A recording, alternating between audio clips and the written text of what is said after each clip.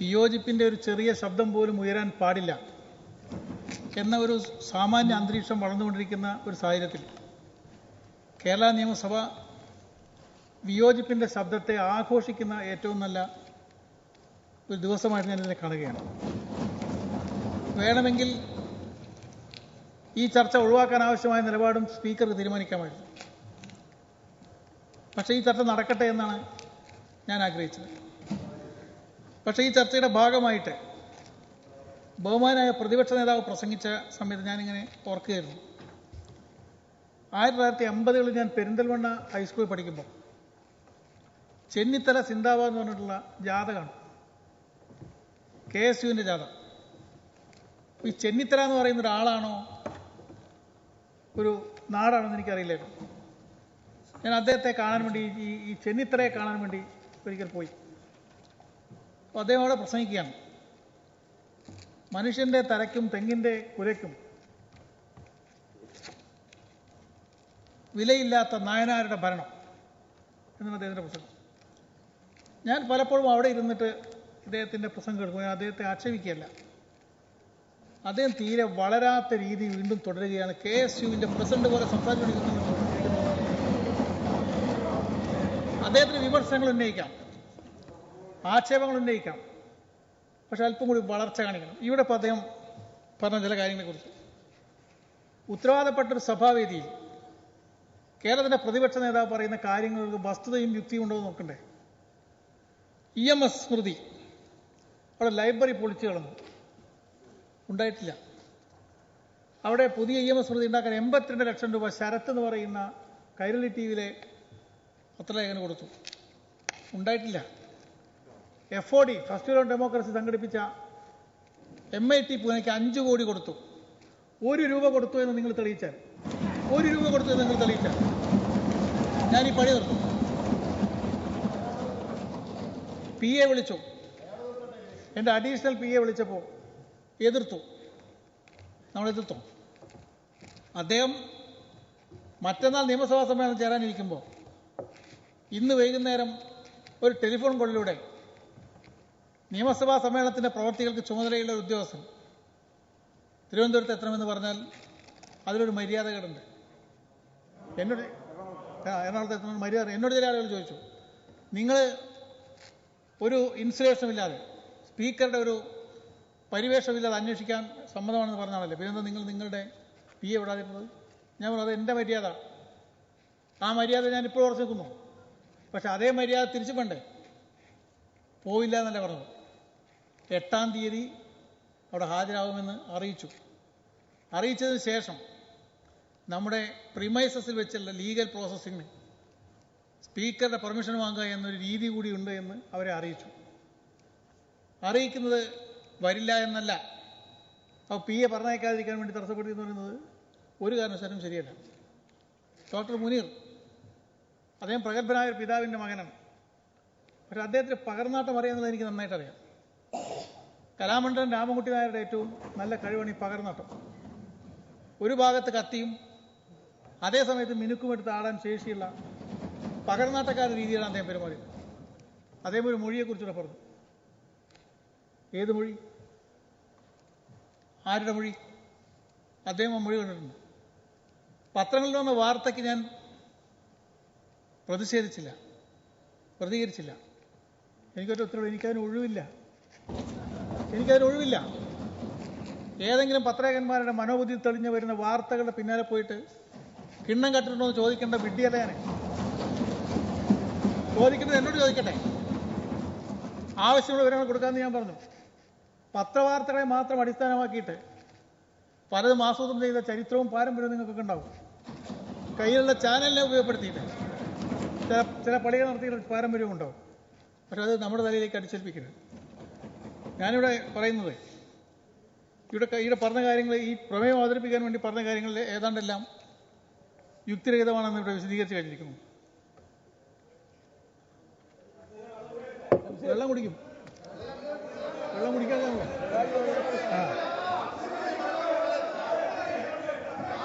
കേട്ടുകേൾവികളെയും ഊഹാപോഹങ്ങളുടെയും വില കുറഞ്ഞ അപവാദങ്ങളുടെയും പിൻബലത്തിൽ നിയമസഭയുടെ അധ്യക്ഷ വേദിക്കെതിരെ ഇന്ത്യയിൽ ആദ്യമായി പ്രമേയം കൊണ്ടുവന്ന പ്രതിപക്ഷ നേതാവെന്നും നിങ്ങൾക്ക് അഭിമാനിക്കാം. അതാണ് ചരിത്രത്തിൽ രേഖപ്പെടുത്താൻ പോകുന്നത്. ഇതൊരു കാരണവശാലും ഒരു കീഴ്വഴക്കമാകരുത് എന്ന് ഞാൻ ആഗ്രഹിക്കുന്നു. കാരണം അപക്വമായ രീതി ഭാവിയിലും ആവർത്തിക്കാൻ തുനിഞ്ഞാൽ അത് ജനാധിപത്യത്തെ ശുഷ്കമാക്കും, ദുർബലപ്പെടുത്തും.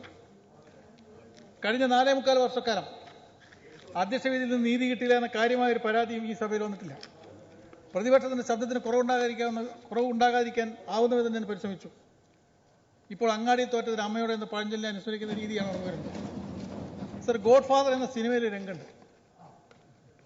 നാടകാചാര്യനായ NN പിള്ള മുഖ്യ കഥാപാത്രമായിട്ടുള്ള സിനിമയാണ്. അദ്ദേഹത്തിന് 5 മക്കളെ ഇങ്ങനെ നിയന്ത്രിച്ച് പിടിച്ച് നിർത്തിയിരിക്കാം. ഗോഡ് ഫാദർ അല്ലേ? അതിലൊരു കഥ, ഒരു മകൻ അച്ഛനറിയാതെ വിവാഹം ചെയ്ത് നയിക്കണം. അത് അറിഞ്ഞപ്പോൾ മക്കളെയും കൂട്ടിപ്പോയി. അപ്പോൾ ഈ ഇന്നസെൻ്റായ മകൻ പറഞ്ഞു, ഞാൻ നിങ്ങളുടെ മകനല്ല, ഞാൻ നിങ്ങളെ അറിയില്ലേ, അടിക്കടാ, എൻ്റെ മുഖത്തേക്ക് അടിക്കടാ, ഞാൻ അച്ഛനല്ലെങ്കിൽ എന്നെ അടിക്കടാ. വീണ്ടും പറയുമ്പോൾ അടിക്കാതിരിക്കാൻ നിർത്തിയില്ലേ. അപ്പോൾ ഓടിപ്പോയിട്ട് ഒറ്റ അടി കൊടുത്തു. അപ്പോൾ അടിച്ച അച്ഛനെ അല്ല, തൊട്ടടുത്ത് നിന്നിരുന്ന സ്വന്തം അനിയനെയാണ്. ഇവിടെ ഗവൺമെൻറ് ചോദിച്ചുകൊണ്ടിരിക്കണം, നിങ്ങൾക്ക് എന്തെങ്കിലും പറയാനുണ്ടെങ്കിൽ പറയടാ, അഴിമതി ഉണ്ടെങ്കിൽ തെളിയിക്കടാ, അടിക്കാൻ പറ്റുമെങ്കിൽ അടിക്കടാ. ഈ ഗവൺമെന്റിനെതിരെ നിങ്ങൾക്ക് എന്തെങ്കിലും പറയാനുണ്ടെങ്കിൽ പറയടാ എന്ന് ആവർത്തിച്ചുകൊണ്ടിരിക്കുന്ന ഗവൺമെന്റിന് അടിക്കാൻ നിവൃത്തിയില്ലാത്തതുകൊണ്ട് സ്പീക്കർ ചേട്ടത്തേക്ക് ഒരു അടി. ആ അടിയാണ് ഇപ്പോൾ ഉമ്മർ നടത്തിയത്. ഉമ്മർ ഇന്നസെന്റിന്റെ പണി ചെയ്തത്. അത് ബൂമറാങ്ങാവും.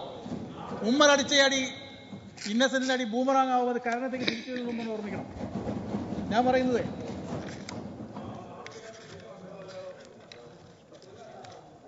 ഞാൻ അദ്ദേഹത്തെ ഓർമ്മിക്കണം, ഒരു വചനം ഓർമ്മിക്കണം.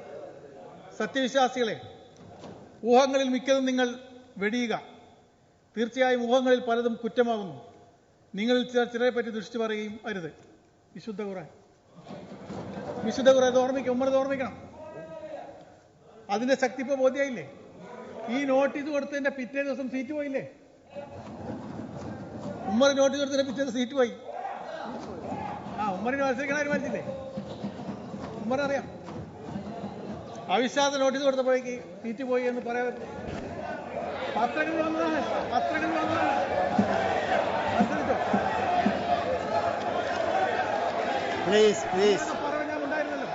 നിങ്ങളൊക്കെ പറഞ്ഞാൽ ഉണ്ടായിരുന്നല്ലോ. ശരി, ഞാൻ പറയട്ടെ.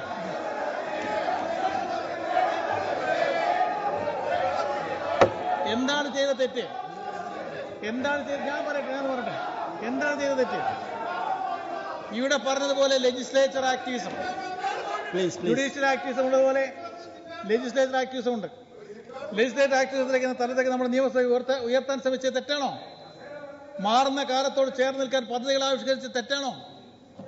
ഭരണഘടനാ വെല്ലുവിളികൾ നേരിടുമ്പോൾ ഭരണഘടനാ ക്ലാസുകളിലൂടെ ബദൽ പ്രതിരോധം ഉയർത്തിക്കൊണ്ടുവന്നത് ഇന്ത്യയിൽ ആദ്യമായി നിയമനിർമ്മാണത്തിൽ ജനകീയ പങ്കാളിത്തത്തിന് തുടക്കം കുറിച്ചത് തെറ്റാണോ? നിയമസഭയ്ക്ക് ഇന്ത്യയിൽ ആദ്യമായി ബദൽ മാധ്യമം കൊണ്ടുവന്നത് തെറ്റാണോ? Please.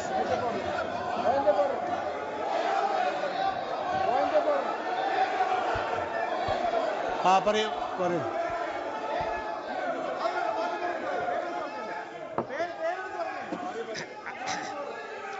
Please point of order ചോദിക്കട്ടെ.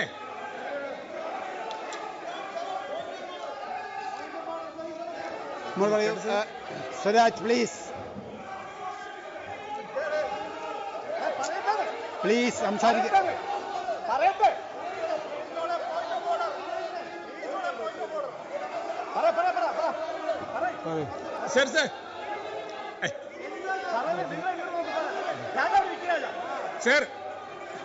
സർ, ഞാനൊരു പോയിന്റ് ഓഫ് ഓർഡർ ഉന്നയിച്ച അതിന് ഇത്ര വലിയ കലാപം ഉണ്ടാക്കേണ്ട കാര്യമുണ്ടോ? ഒരു പോയിന്റ് ഓഫ് ഓർഡറിൽ ഇത്ര കലാപോ? അപ്പൊ വേറെന്തേലും പറഞ്ഞാലോ? സർ, ഇവിടെ എന്താ സ്പീക്കർ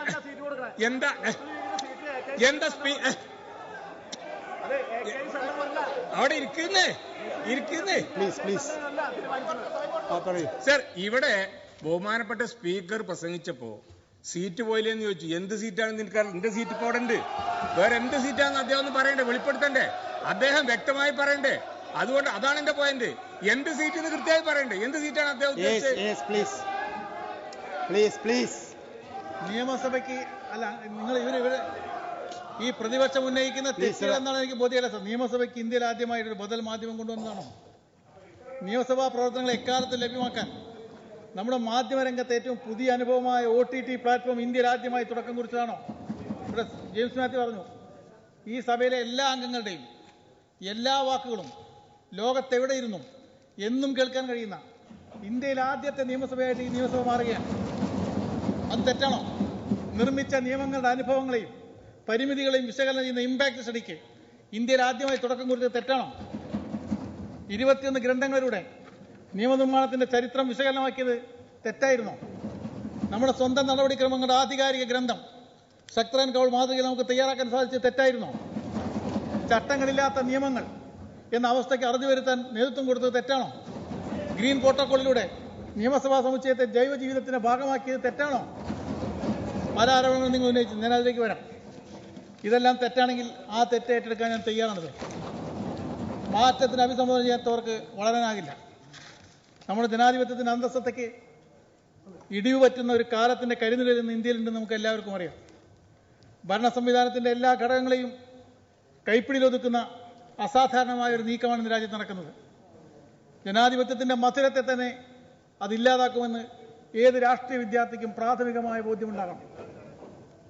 ഈ സാഹചര്യത്തിൽ നിയമനിർമ്മാണ സഭകൾക്ക് പരമ്പരാഗത ചുമതലകളല്ലാതെ പലതും ചെയ്യാൻ കഴിയണമെന്ന് ഞാൻ ആഗ്രഹിക്കുന്നു. അതിനുള്ള വിശ്വാസം പൊതുസമൂഹത്തിനും യുവതലമുറയിലും വളർത്തിയെടുക്കാൻ ബോധപൂർവം ശ്രമിക്കേണ്ട ഒരു കാലമാണിത്. അതൊന്നും അല്പം പോലും നിങ്ങൾ പരിഗണിച്ചില്ല. നിങ്ങൾ ഫെസ്റ്റിവൽ ഓൺ ഡെമോക്രസിയെ പരിഹസിച്ചു. ഇവിടെയാണ് സോക്രട്ടീസിനെ ഓർമ്മിക്കേണ്ടത്. അദ്ദേഹത്തെക്കുറിച്ചുള്ള കുറ്റപത്രത്തിൽ പറയുന്നു, ഈ മനുഷ്യൻ ചിന്താപരമായ പ്രകോപനത്തിലൂടെ യുവത്വത്തെ വഴിതെറ്റിക്കുകയാണ്. ചിന്താപരമായ പ്രകോപനം കൊണ്ട് യുവത്വം ശരിയായ ദിശയിലല്ലാതെ പോകുന്നവർ സമരങ്ങളിലേക്ക് പോകുന്നു എന്ന് സോക്രട്ടീസിന്റെ കുറ്റപത്രത്തിൽ പറഞ്ഞു. അദ്ദേഹത്തിന്റെ വാക്കുകളുണ്ട്, ബുദ്ധിമാന്മാർ, സമൂഹത്തെക്കുറിച്ച് ചിന്തിക്കുന്നവർ ആശയങ്ങളെക്കുറിച്ച് പറഞ്ഞുകൊണ്ടിരിക്കും, സാധാരണക്കാർ സംഭവങ്ങളെക്കുറിച്ച് പറഞ്ഞുകൊണ്ടിരിക്കും, നിലവാരം കുറഞ്ഞവർ വ്യക്തികളെക്കുറിച്ച് പറഞ്ഞുകൊണ്ടിരിക്കും. അതിലവർ ആനന്ദ നിർവൃതിയാറാണ്. നിങ്ങളിതിൽ ഏത് വിഭാഗത്തിലാണ് പെടുക എന്നുള്ളത് നിങ്ങൾ ആലോചിച്ചാൽ മതി. ഞാനിപ്പോൾ ഓർക്കുന്നത്, കഴിഞ്ഞ നവംബറിൽ ഗുജറാത്തിലെ കെവാഡിയയിൽ സ്പീക്കർമാരുടെ ദേശീയ സമ്മേളനം ചേർന്നു. ആ സമ്മേളനം നടന്ന സ്ഥലത്താണ് 3000 കോടി രൂപയ്ക്ക് ഒരു പ്രതിമ ഉണ്ടാക്കിയിട്ടുള്ളത്. ആ ലോകത്തെ ഏറ്റവും വലിയ പ്രതിമ യഥാർത്ഥത്തിൽ ഒരു പ്രത്യേക പ്രദേശം തന്നെ സൃഷ്ടിച്ചിരിക്കുകയാണ്. ആ പ്രത്യേക പ്രദേശത്തിന്റെ ഒരു അവസ്ഥ നമ്മുടെ ദേശത്തെ ചരിത്രത്തെ മാറ്റിയതിനു വേണ്ടി ആസൂത്രണം ചെയ്തിരിക്കുകയാണ്. 1980 ഇറങ്ങിയ D.D. കൊസാംബിയുടെ പ്രസിദ്ധമായ പുസ്തകത്തിന്റെ പേരാണ് മിത്ത് ആൻഡ് റിയാലിറ്റി, മിത്തുകളും യാഥാർത്ഥ്യവും.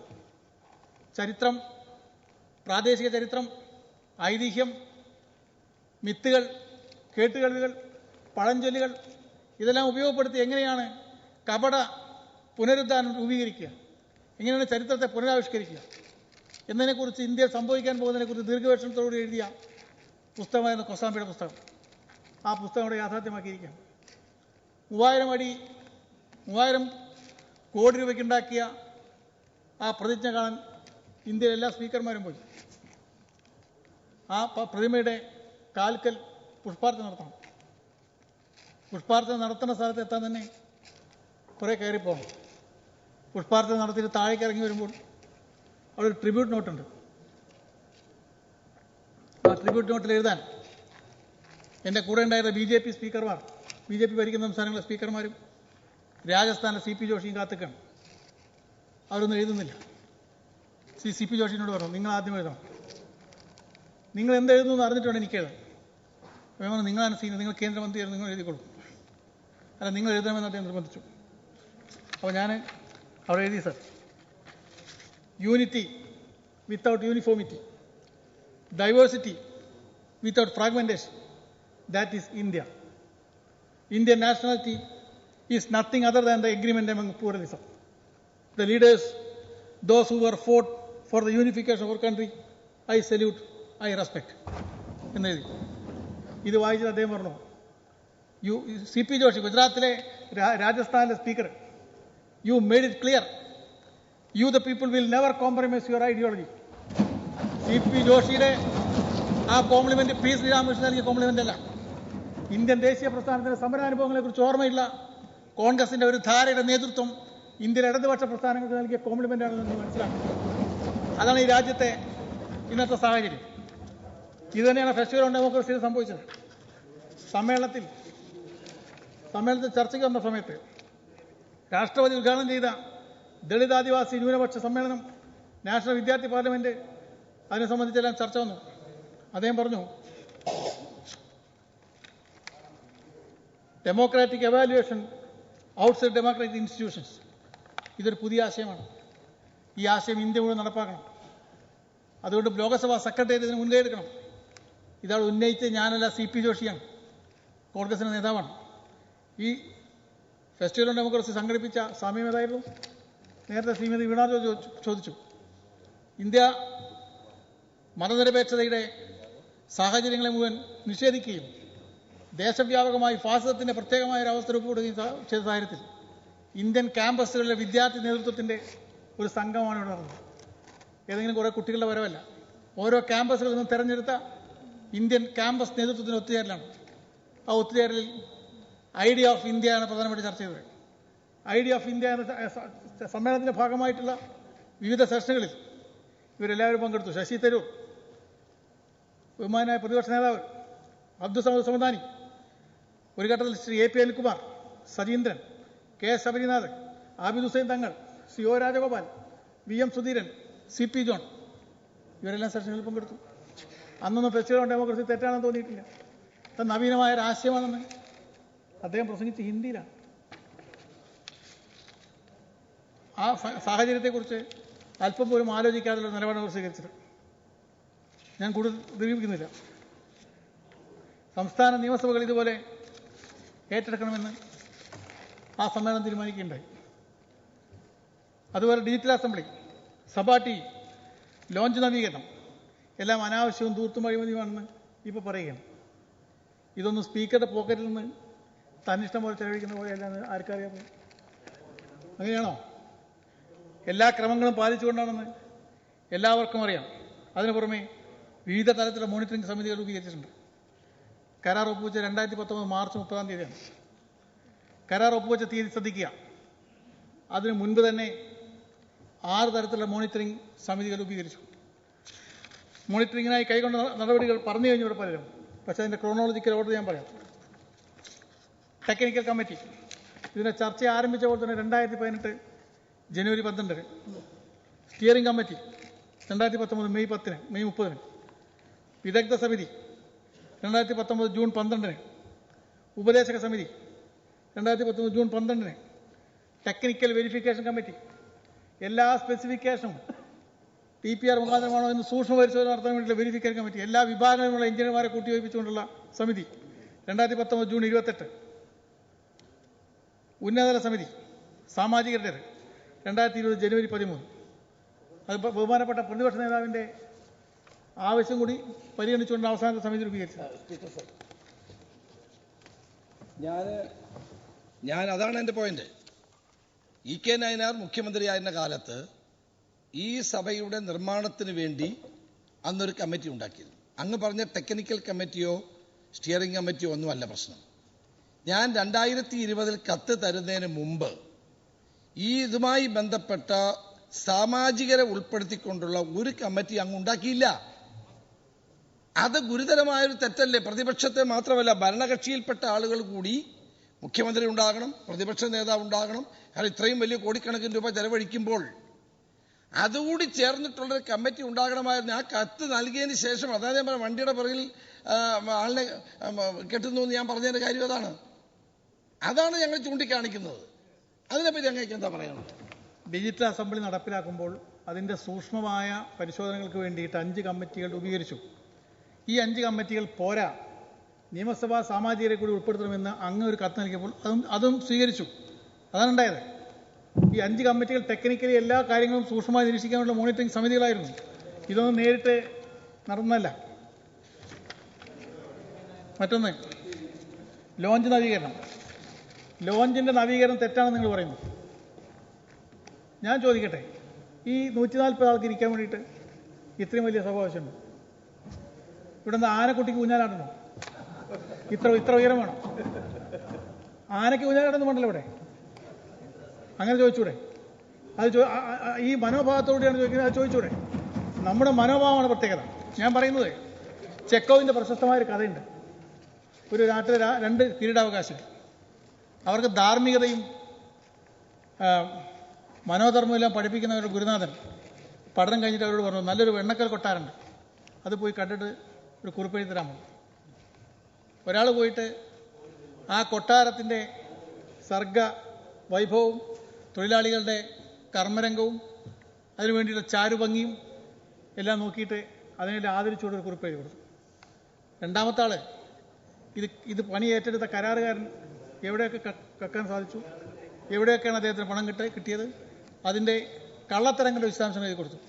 രണ്ടാമത്തെ ആളെ രാഷ്ട്രഭരണത്തിന് പറ്റാത്ത ആളാണെന്ന് കരുതിയിട്ട് രാജ്യത്ത് നിന്ന് പുറത്താക്കി. ഇതിൽ ഏത് വിഭാഗത്തിലാണ് നിങ്ങൾ അന്വേഷിച്ചാൽ? ഏത് വിഭാഗത്തിലാണ്? മനോഹരമായ ചാരുശില്പം കാണുമ്പോഴും ഈ വികൃത മനോഭാവത്തോടുകൂടി ചിന്തിക്കുന്നത് ശരിയാണോ നിങ്ങൾ ആലോചിക്കുക. പിന്നെ ULCC പണിയേൽപ്പിച്ചു, ശരിയാണെന്നാണ്. ഞാൻ ചില കാര്യങ്ങൾ വായിക്കാം, നിങ്ങൾ ശ്രദ്ധയോട് കേൾക്കുക. ശ്രീ ഉമ്മൻചാണ്ടി മുഖ്യമന്ത്രി ആയിരുന്നപ്പോഴാണ് ഊരാളുങ്കൽ ലേബർ കോൺട്രാക്ട് സൊസൈറ്റിയെ ടോട്ടൽ സൊല്യൂഷൻ പ്രൊവൈഡറായിട്ട് അംഗീകരിക്കുകയും സാങ്കേതിക പ്രവൃത്തി ചെയ്യാനുള്ള അനുവാദം കൊടുക്കുകയും ചെയ്ത് IT വകുപ്പിൻ്റെ ഉത്തരവിറങ്ങിയത്. എന്തുകൊണ്ട് ULCC കൊടുക്കുന്നു? ലോകത്തേതെങ്കിലും ഒരു കൺസ്ട്രക്ഷൻ കമ്പനി തങ്ങൾ ജോലി ചെയ്ത് കഴിഞ്ഞിട്ട് പണം ബാക്കിയാണെന്ന് തിരിച്ചടയ്ക്കാറുണ്ട്. തിരിച്ചടച്ചതിൻ്റെ ഒരു പട്ടിക വയ്ക്കുക. കഴിഞ്ഞ 5 കൊല്ലം കൊണ്ട് തിരിച്ചടച്ചത് രാമനാട്ടുകര ഫ്ലൈ ഓവർ 18,18,00,000 തിരിച്ചടച്ചു. തൊണ്ടയാട് ഫ്ലൈ ഓവർ 7,65,00,000 തിരിച്ചടച്ചു. Mavoor bus stand shopping complex കെട്ടും 1,29,00,000 തിരിച്ചടച്ചു. പേരോട് പാറക്കടവ് ചെറ്റക്കണ്ടി റോഡ് 82,00,000 തിരിച്ചടച്ചു. അല്ലല്ല, എസ്റ്റിമേറ്റ് അംഗീകരിച്ച് വേണമെങ്കിൽ TS കിട്ടിയ വർക്കുകൾക്കാണ്. Pilgrim facilitation 77,00,000. Sargalaya handicraft training 74,00,000. Handicraft training academy Sargalaya Iringal 62,00,000. NABARD Naduvannur Arikkulam Iringath road 50,00,000. Office പാസ കെട്ടിടം കളമശ്ശേരി 37,00,000. ഇതൊക്കെ കഴിഞ്ഞ 5 കൊല്ലം കൊണ്ട് ഇവർ തിരിച്ചടച്ചതാണ്. ഇനി UDFിൻ്റെ കാലത്ത് ULCCക്ക് നൽകിയ പ്രവൃത്തികൾ. ULCC ഏറ്റവും വലിയ കൊള്ളസംഘമാണെന്ന് എന്നോട് പറഞ്ഞത് ശ്രീ രമേശ് ചെന്നിത്തല. പ്രതിപക്ഷ നേതാവിന്റെ മണ്ഡലമായ ഹരിപ്പാട് 132 കോടി രൂപയുടെ വലിയഴിക്കൽ പാലം നിർമ്മാണം 5 വർഷമായിട്ട് തീർന്നിട്ടില്ല.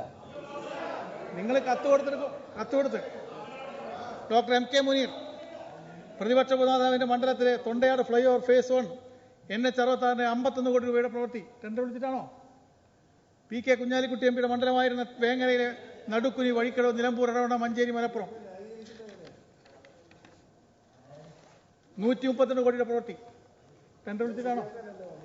KC ജോസഫ് MLAയുടെ മണ്ഡലമായ ഇരിക്കൂറിൽ 191 കോടി രൂപയുടെ പ്രവൃത്തി. ശ്രീ VS ശിവകുമാർ MLAയുടെ മണ്ഡലത്തിൽ 50 കോടി രൂപ വെച്ച് നിർമ്മിച്ച കോപ്പറേറ്റീവ് ജിസ്റ്റാർ ഓഫീസ് കോംപ്ലക്സ് കെട്ടിടത്തിന്റെ നിർമ്മാണം. മുൻ മന്ത്രി ഷിബു ബേബി ജോണിന്റെ ചവറയിൽ 44 കോടി രൂപ ചെലവഴിച്ച് നിർമ്മിച്ച Indian institute of infrastructure and construction കെട്ടിട നിർമ്മാണം. ഇത് വെറുതെ ഗവൺമെന്റ് തീരുമാനിച്ചതല്ല.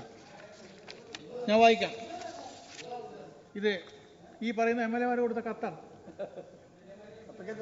ചെന്നിത്തല എൻ്റെ നിയോജകമണ്ഡലത്തെ തൃക്കുന്നപ്പുഴ നേരത്തെ വായിച്ചു പ്രകാരം A ക്ലാസ് ബൈപ്പാസ് നിർമ്മാണത്തിന് 149 കോടി രൂപയുടെ പ്രവർത്തികൾ ടെൻഡർ നടപടിക്രമങ്ങൾ ഒഴിവാക്കി മന്ത്രിസഭാ യോഗത്തിന്റെ തീരുമാനത്തിന്റെ അടിസ്ഥാനത്തിൽ കരാറുകാരായ ഊരാങ്കൽ സൊസൈറ്റിയെ സർക്കാർ ഏൽപ്പിക്കണമെന്ന് ഞാൻ അഭ്യർത്ഥിക്കുന്നു. 1. നമ്മുടെ പ്രമേയ അവതാരകൻ ഊരാളുകളിലായിട്ട് പറഞ്ഞതാണല്ലോ അദ്ദേഹത്തിന് കത്ത്. അല്ല നിങ്ങൾ പ്രമേയ അവതാരകന്റെ കത്താണ്, അങ്ങയുടെ കത്താണ്, ഉമ്മറുടെ കത്താണ്. പ്രിയപ്പെട്ട ഇബ്രാഹിം കുഞ്ഞ് സാഹിബ് പൊതുമരാമത്ത് വകുപ്പ് ഡിസ്ട്രിക്ട് ഫ്ലാഗ് പദ്ധതിയിൽ പ്രഖ്യാപിച്ചതും എൻ്റെ മണ്ഡലമായ മഞ്ചേരിയുടെ കടന്നുപോകുന്ന നാടുകാണി, വഴിക്കടവ്, നിലമ്പൂർ, എടവണ്ണ, മഞ്ചേരി, മലപ്പുറം, വേങ്ങര, റോഡ് നിർമ്മാണം പെട്ടെന്ന് പൂർത്തിയാക്കേണ്ടതുണ്ട്. ഈ പ്രവൃത്തി കേരള സർക്കാരിന്റെയും പൊതുമരാമത്ത് വകുപ്പിന്റെയും ഏജൻസിയായ ഊരാളുങ്കൽ ലേബർ കോൺട്രാക്ട് കോപ്പറേറ്റീവ് സൊസൈറ്റിക്ക് നൽകുന്നതിന് ഈ പ്രവൃത്തി പെട്ടെന്ന് പൂർത്തീകരിക്കുന്നതിന് വേണ്ട നടപടികൾ സ്വീകരിക്കാൻ താൽപര്യപ്പെടുന്നു. അങ്ങനെ കത്താണത്. അബ്ദുറബ്ബ്, ഉബൈദുള്ള കത്ത്, Ubaidulla, doctor M K Muneer, Kunhalikutty, Aryadan Muhammad. ഇതൊക്കെ ശരിയായിരുന്നോ? ഇതൊക്കെ ശരിയാണെങ്കിൽ നിയമസഭാ കോംപ്ലക്സിൽ ഒരു പണി അവരെ ഏൽപ്പിച്ച് മാത്രം തെറ്റാവുന്ന എങ്ങനെ? നിങ്ങളുടെ മണ്ഡലങ്ങളിൽ നടത്തുന്ന ഈ പ്രവൃത്തികൾക്ക് വിശ്വാസത്തോടുകൂടി അവരെ തന്നെ ഏൽപ്പിക്കണം. ടെൻഡർ വിളിക്കാതെ നിങ്ങൾ കത്ത് കൊടുക്കുക. ആ കത്തിന്റെ അടിസ്ഥാനത്തിൽ നിങ്ങളുടെ ഗവൺമെന്റ് അവരെ അവാർഡ് ചെയ്യുക. ആ വർക്ക് നടന്നുകൊണ്ടിരിക്കുക. നിയമസഭയിൽ നടത്തിയ പ്രവർത്തന മാത്രം തെറ്റാണെന്ന് പറയുന്നത് നിങ്ങൾക്ക് ഉളുപ്പുണ്ടെങ്കിൽ പറയാൻ പറ്റുന്നു. നിങ്ങൾ പറയുന്നത് ശരിയാണോ?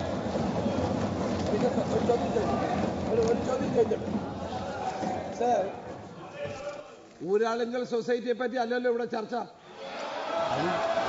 ഊരാളുങ്കൽ സൊസൈറ്റിയെ പറ്റിയാണ്. സാർ ഇവിടെ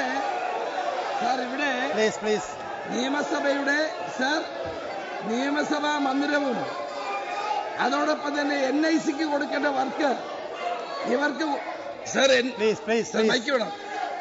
സർ, എനിക്ക് വഴങ്ങിയിട്ടാണ്, സ്പീക്കർ വഴങ്ങിയതാണ്.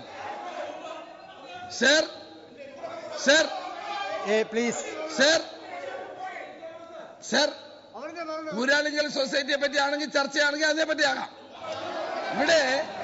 ഇവിടെയുള്ള പ്രശ്നം എന്താണ്? ഇവിടെ ഈ നിയമസഭ വർക്കുകൾക്ക് വേണ്ടി ഊരാളുങ്കലിന് പണം വർക്ക് കൊടുത്തിട്ട് അവരത് മറിച്ച് വേറൊരാൾക്ക് കൊടുക്കുകയാണ്. അവരുടെ നടപടി എന്താണ്? അത് കൊടുക്കണമെങ്കിൽ ഗവൺമെന്റ് ഉത്തരവുണ്ട്, കൊടുക്കാൻ പാടില്ല. ടെൻഡർ വിളിച്ചാൽ കൊടുക്കാവൂ. അതിന്റെ ഉത്തരവ് എന്റെ കയ്യിലുണ്ട്. അതെന്തുകൊണ്ട് സ്പീക്കർ പാലിച്ചില്ല എന്നുള്ള കാര്യമാണ് പറയുന്നത്. ഇവിടെ പ്രതിപക്ഷ നേതാവ് എന്തൊക്കെയോ പറയാം. ഇവിടെ ആരും ആർക്കും ഒരു സബ് കോൺട്രാക്റ്റും കൊടുത്തിട്ടില്ല. സ്പീക്കർമാർ സാർ ബഹുമാനപ്പെട്ട പ്രതിപക്ഷ നേതാവ് അങ്ങ് വസ്തുതാവിരുദ്ധമായ കാര്യം പറയാണ്. ബഹുമാനപ്പെട്ട പ്രമേയ അവതാരകൻ പറഞ്ഞിരിക്കുന്ന പ്രമേയത്തിൽ വളരെ വ്യക്തമായി പറഞ്ഞിരിക്കുന്ന ഒരു കാര്യം നിയമസഭയിലെ വിവിധ നിർമ്മാണ പ്രവർത്തനങ്ങളുമായി ബന്ധപ്പെട്ട കാര്യമാണ്. ആ നിർമ്മാണ പ്രവർത്തനങ്ങളുമായി ബന്ധപ്പെട്ടുകൊണ്ട് ഊരാളുങ്കൽ സൊസൈറ്റി ഏൽപ്പിച്ച കാര്യമാണ് അങ്ങയുടെ പ്രസംഗത്തിലും പ്രതിപക്ഷ നേതാവിന്റെ പ്രസംഗത്തിലും വ്യക്തമായി ഇവിടെ ഉന്നയിക്കപ്പെട്ടിരിക്കുന്ന ആരോപണം. അതിനാണ് ബഹുമാനപ്പെട്ട സ്പീക്കർ മറുപടി പറയുന്നത്. അത് ഇതുപോലെയുള്ള വിദണ്ഡവാദം ഉന്നയിക്കുന്നത് ശരിയാണ് സാർ. സർ, ഗവൺമെന്റിന് ഉത്തരവ് ഞാൻ വായിക്കാം. ഗവൺമെന്റ് ഓഫ് കേരള ഉത്തരവ് ഡേറ്റഡ് 9/2/2017.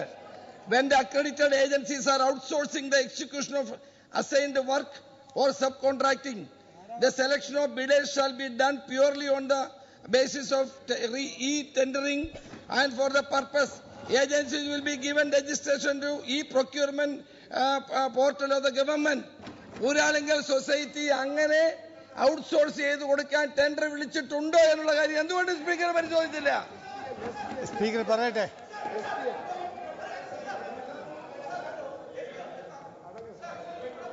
പ്രതിപക്ഷ നേതാവ് വീണ്ടും ഇവിടെ തെറ്റായ കാര്യങ്ങൾ പറയും. അദ്ദേഹം പറഞ്ഞത് ഇവിടെ എസ്റ്റിമേഷൻ, വലിയ എസ്റ്റിമേറ്റ് തയ്യാറാക്കി പണം തിരിച്ചടച്ചതിനെ കളിയാക്കിക്കൊണ്ട് പറഞ്ഞു ആ എസ്റ്റിമേറ്റ് തയ്യാറാക്കിയുടെ തല പരിശോധിക്കണം എന്ന് പറഞ്ഞു. അപ്പോഴാണ് നിങ്ങളുടെ കാലത്ത് തയ്യാറാക്കിയ എസ്റ്റിമേറ്റുകളുടെ പരമ്പര ഇവിടെ ബഹുമാനപ്പെട്ട സ്പീക്കർ അവതരിപ്പിച്ചത്. അതിനെക്കുറിച്ച് അങ്ങനെയൊക്കെ എന്താ പറയാനുള്ളത്? ഇവിടെ ULCC, ULTS, DC അസംബ്ലി ആർക്കെങ്കിലും സബ് കോൺട്രാക്ട് കൊടുത്ത വിവരം ഞങ്ങളാരും അറിഞ്ഞിട്ടില്ല. അങ്ങെങ്ങനെയാണ് അറിഞ്ഞാൽ അറിയില്ല, ഞങ്ങളാരും അറിഞ്ഞിട്ടില്ല. അങ്ങനെ ഒരു സംഭവം ഞങ്ങളുടെ ശ്രദ്ധയിലില്ല. അങ്ങനെ സബ് കോൺട്രാക്ട് കൊടുത്തിട്ടില്ല. അങ്ങ് പറഞ്ഞപ്പോഴാണ് അറിയുന്നത്. വേണമെങ്കിൽ നോക്കാം. ഇവിടെ ULTS മാത്രമായിട്ടാണ് കരാറ്. ULTS ഒക്കെ കാര്യങ്ങൾ ചെയ്യുന്നത്. പിന്നെ ശൂന്യതയിൽ ഉണ്ടാക്കിയെടുത്തൊരു കഥ വെച്ചുകൊണ്ടാണ് നിങ്ങൾ പറഞ്ഞുകൊണ്ടിരിക്കുന്നത്. ഒരു കാര്യം വ്യക്തമാണ്. ഏതിനാ അസംബ്ലി ചോദ്യം ചെയ്തോട്ടെ. എന്റെ മകനാണ്. ഞാൻ അസംബ്ലിയുടെ ചോദ്യം ഞാൻ എന്ത് ചെയ്യണം? നിങ്ങൾക്ക് എവിടെ വിടണോ? ഞാൻ എന്ത് ചെയ്യണം? നിങ്ങൾ ശൂന്യതയിൽ നിന്നൊരു കഥ ഉണ്ടാക്കിയിട്ട് ഒരു കട ഉദ്ഘാടനം ചെയ്യാൻ പോയെന്നത് ഞാൻ സംബന്ധിച്ച് പോയതാണ്. ആ കട ഉദ്ഘാടനം ചെയ്ത സമയത്ത് കടയുടെ ഉടമസ്ഥന്റെയോ ഡീറ്റെയിൽസ് എനിക്ക് മനസ്സിലാക്കാൻ പറ്റിയിട്ടില്ല എന്നുള്ളത് ശരിയാണ്. പാണക്കാട് ശിഹാബ് തങ്ങൾ ഉദ്ഘാടനം പോയി പാണക്കാട് തങ്ങന്മാർ ഉദ്ഘാടനം ചെയ്യുന്ന കടകളുടെ ഉടമസ്ഥന്മാരുടെ കഥ മുഴുവൻ മനസ്സിലാക്കിയിട്ടാണോ അദ്ദേഹം പോകാറുള്ളത്? ആണോ? ആ ജ്വല്ലറി ചെയ്ത ജ്വല്ലറികളുടെ കൂടെ ഡീറ്റെയിൽസ് അറിയോ? നിങ്ങൾക്ക് ആർക്കെങ്കിലും പറയാൻ പറ്റുമോ? അത് സംഭവിച്ചാണ്. അതിൻ്റെ പേരിൽ നിങ്ങൾ ഊഹാപോഹങ്ങളുടെ അടിസ്ഥാനത്തിൽ കാണിച്ചു കൂട്ടുന്ന ഈ തോന്നിവാസം ഞാൻ നേരത്തെ പറഞ്ഞ പോലെ ബൂമറാങ്ങാവും. ഞാൻ വീണ്ടും പറയും, വിശുദ്ധ ഖുർആൻ സാർ അങ്ങ് നിയമസഭാ സ്പീക്കറാണ്. തോന്നിവാസം എന്ന് പറയുന്നത് തോന്നിവാസം സ്പീക്കറാണ്. ആ വാക്ക് പിൻവലിക്കണം സാർ. തോന്നിവാസം പിൻവലിച്ചു. തെറ്റ്. ഞാൻ ഒരു വഴി വിളിക്കും. തൻ്റെ സഹോദരൻ മരിച്ചു കിടക്കുമ്പോൾ അവന്റെ മാംസം ഭക്ഷിക്കുവാൻ നിങ്ങൾ ആരെങ്കിലും ഇഷ്ടപ്പെടുമോ? ദൈവത്തെ നിങ്ങൾ സൂക്ഷിക്കുക. വിശുദ്ധ ഖുർആൻ. ദൈവത്തെ നിങ്ങൾ സൂക്ഷിക്കുക. സ്വന്തം സഹോദരനെ കുറിച്ച് ഇത് വിശുദ്ധ ഖുർആൻ നിങ്ങൾ ഓർമ്മിക്കണമെന്ന് പറയും. ഈ അപവാദ പ്രചരണങ്ങളും തെറ്റും പ്രചരിപ്പിക്കുമ്പോൾ നിങ്ങൾ ഓർമ്മിക്കേണ്ട കാര്യമാണ്. അപവാദ പ്രചരണങ്ങൾക്കെതിരെ നടത്തുന്ന ഖുർആന്റെ സൂചനയാണത്. അത് നിങ്ങൾ മനസ്സിലാക്കണം. സ്പീക്കർ അത്രേ ഉള്ളൂ. പ്ലീസ്. അതുപോലെ ശ്രീ രാജേട്ടൻ ഇവിടെ പറഞ്ഞു തല കുനിക്കണ്ടേ. രാജേട്ടാ, ഞാനൊരു ഇഞ്ച് തല കുനിക്കില്ല. ഒരു തെറ്റ് ഞാൻ ചെയ്തിട്ടില്ല. ചെയ്യാത്ത തെറ്റ് തല കുനിക്കേണ്ട ആവശ്യമില്ല. എനിക്ക് 100% ഉറപ്പാണ്. പിന്നെ ഒരു വ്യക്തി രൂപപ്പെടുന്നത് എങ്ങനെയാണ്? മൈക്കില്ലേ? പ്ലീസ്. ഒരു വ്യക്തി രൂപപ്പെടുന്നത് ശൂന്യതയിൽ നിന്നല്ല. കഴിഞ്ഞ ഒരു 40 വർഷക്കാലത്തെ ജീവിതത്തിന് അനുഭവത്തിലാണ് ഒരു വ്യക്തി രൂപപ്പെടുന്നത്. ഒരു വ്യക്തിയെ സംബന്ധിച്ച്